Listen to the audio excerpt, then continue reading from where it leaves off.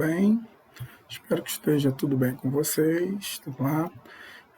Vamos falar hoje, né? Agora vamos falar sobre os 12 princípios da química verde. Galera, toma muito cuidado, estamos falando de química verde, não estamos falando de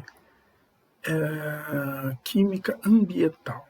A diferença entre uma e a outra nós vamos ver já já, mas são diferentes, química ambiental e química verde, tá? A química verde são alguns princípios que foram sugestionados para que nós possamos ter um melhor aproveitamento de tudo que é produzido ao longo de uma cadeia química, ou seja, de um ciclo de produção químico. Tá? Então vamos dar uma olhadinha aqui? Vamos lá. Deixa eu abrir nosso slide. Falarmos de química verde, aí está. Então vamos lá, no que consiste? Deixa eu beber minha aguinha. O que consiste a química verde? Ela consiste em 12 princípios básicos.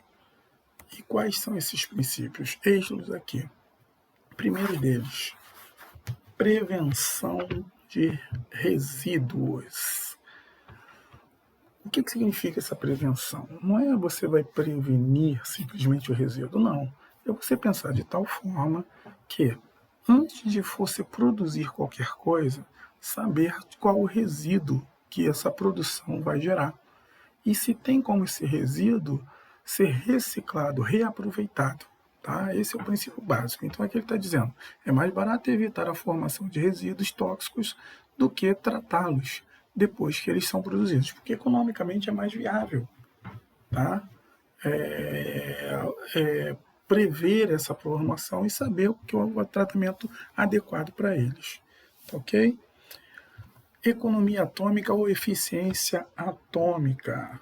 Então, veja bem, quando a gente fala de economia atômica ou eficiência atômica, são quais os métodos de sintetizar, de produzir algo, tá? Através de uma reação química, que nós já vimos estequiometria, vimos balanceamento químico, onde você use o mínimo possível de reagentes para chegar ao seu produto. Ou seja, você tem um custo-benefício mais eficiente. Então, esse é o conceito básico. As metodologias sintéticas devem ser desenvolvidas de modo a incorporar o maior número possível de átomos nos reagentes ao produto final.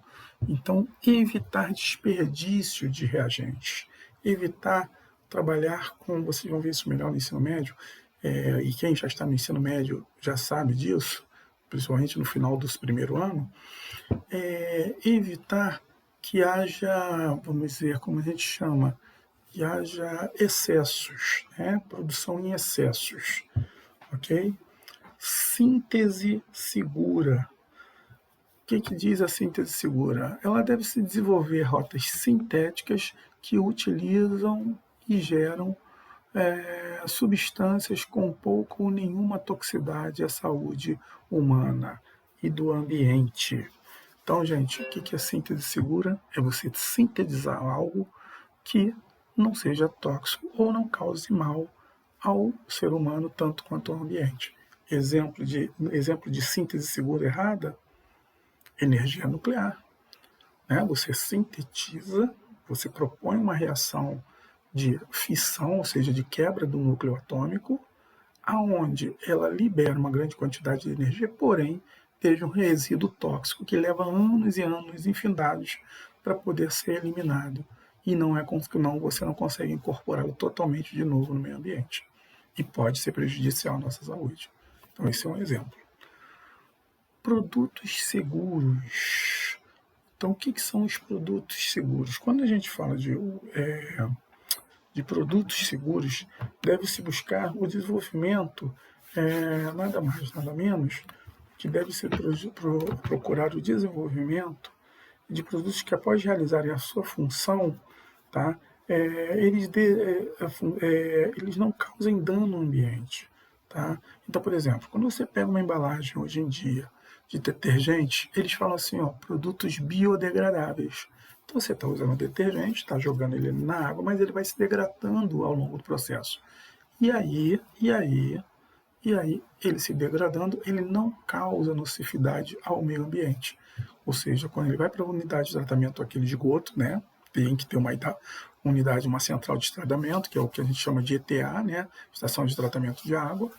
Lá, esse produto ele é degradado, por isso que a gente fala que é biodegradável, tá? Número 5, solventes auxiliares e seguros, tá? O que significa isso? Quando você utiliza substâncias auxiliares, como solventes, agentes de purificação e secantes, precisam ser evitadas ao máximo quando inevitável. A sua utilização dessas substâncias deve ser inócuas ou facilmente reutilizáveis. Então, quer dizer, você vai usar um solvente, por exemplo, vou pegar um exemplo aqui, um solvente. Pronto, as meninas, elas não dissolvem o produto para fazer, né, tintura de cabelo? Então, o ideal é que esse solvente, que não é o que acontece, ele possa ser utilizado em menor quantidade possível e pudesse ser reincorporado ou realocado dentro da cadeia do meio ambiente de forma renovável. É isso que a gente fala que são solventes auxiliares e seguros, tá? Busca pela eficiência energética, essa daí é muito fácil, né? A economia de energia, né? Energia eólica é uma forma renovável de produção de energia e econômica, e deixar a luz acesa na casa, né? Deixar sem ter ninguém no ambiente. Então, é uma eficiência energética, não, vamos dizer assim, não produzir calor em excesso, por exemplo, largou a panela com água no fogão e deixou lá, esqueceu lá até secar a água, né? Então, uma fonte muito eficiente, né, de energia. Fontes renováveis de matéria-prima, então o uso de biomassa. O Brasil tem uma grande tecnologia nesse ponto da química verde. Qual é a nossa tecnologia? Etanol e os biocombustíveis, por exemplo, o óleo de mamona, sabe aquela mamona, aquele carocinho que o pessoal, molecada que gosta muito de usar no estilingue, né? Aquela mamona mesmo, a gente pega no mato, hoje em dia é até mais difícil de ver, uma bolinha verde com uns espinhozinhos assim, meio molinhos. Então, aquele óleo de mamona, ele pode ser utilizado como biodiesel. Olha que maravilha, você planta, colhe, libera e produz baixa quantidade de gases tóxicos para o meio ambiente. Mas o ideal é não ter. Sim, o ideal é não ter. Mas quando a gente tem em menor quantidade, já ajuda. A mesma coisa é o caso do etanol. Ele é menos poluente do que querosene e gasolina. Então já faz parte dessas fontes renováveis de matéria-prima, faz parte da química verde. Minimizar ou evitar a derivatização. O que é derivatização? Do que ele chama de derivatização, gente?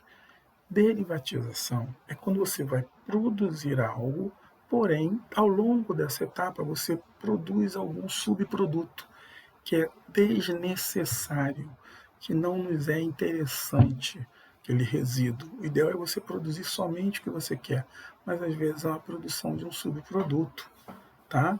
Por exemplo, no petróleo, você vai lá, retira a gasolina, querosene e tudo mais, tal, sobra o asfalto e do asfalto ainda sobra o piche. E esse piche não é muito utilizado. Hoje em dia até utiliza mais, mas ele não serve para muita coisa. Então, outro exemplo é a usina nuclear, né? Derivatização. Catálise, o uso de catalisadores para acelerar o processo, para aumentar a velocidade da reação de um processo químico. É extremamente benéfico. Por que é extremamente benéfico, gente? Porque quando você acelera essa reação, você gasta menos energia. Gastando menos energia, a gente também volta para quem? Eficiência energética. Então é favorável. Um exemplo que o nosso organismo faz são as bioenzimas, né? Peptise, amilase, pepsina e assim por diante. Essas enzimas aceleram as reações e com isso nosso corpo consegue aproveitar melhor todas as fontes de nutrientes.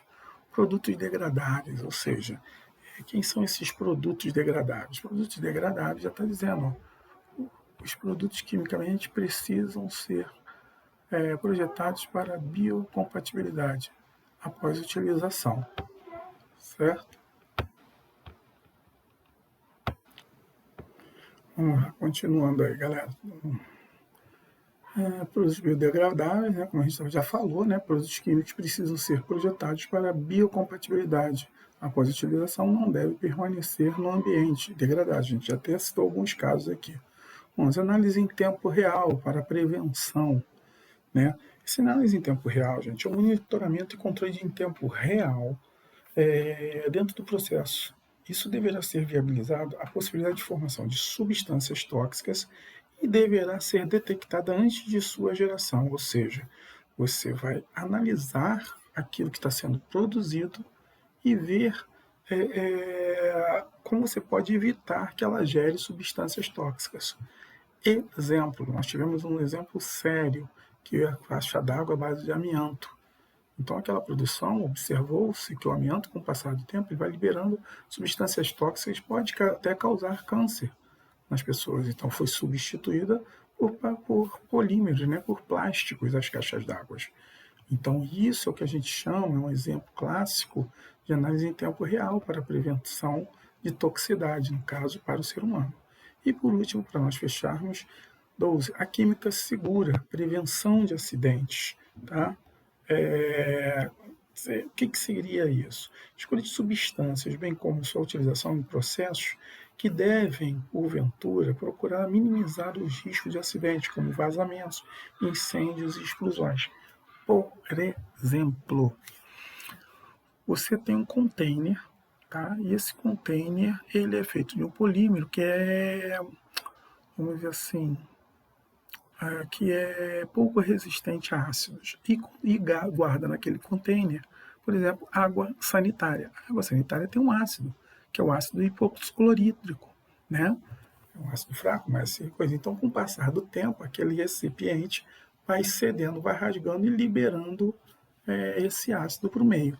Então, um exemplo clássico disso. Tá ok? Tá bom, gente? E agora vamos para fecharmos com chave de ouro. Opa, não fechei aqui, né? Para fecharmos com chave de ouro, vamos ver a diferença do que eu falei de que é química ambiental e o que é química verde. Química verde já entendemos do que se trata, né? É a base desses 12 princípios aí. Já no caso da química ambiental, o que é química ambiental? A química ambiental é aquela parte da química que estuda os ciclos, né, geoquímicos, por exemplo, o ciclo da água, o ciclo do nitrogênio, o ciclo do carbono. Isso é uma química ambiental. Então, esses são os ciclos do meio ambiente, de renovação de matéria-prima, como carbono, nitrogênio, água e assim por diante. A química verde não.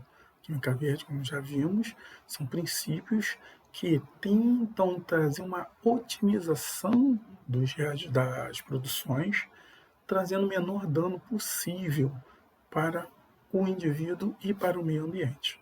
Beleza? Galera, espero que vocês tenham gostado, tá? Nós vamos ficando por aqui por hoje. Um beijo no coração de todos. Se gostar, dá um like e ativa o sininho aí. Quem não fez inscrição, é uma boa oportunidade de fazer inscrição para novas aulas que vão ocorrer. Tá bom? Tchau, tchau. Um beijo no coração de todos e até a próxima.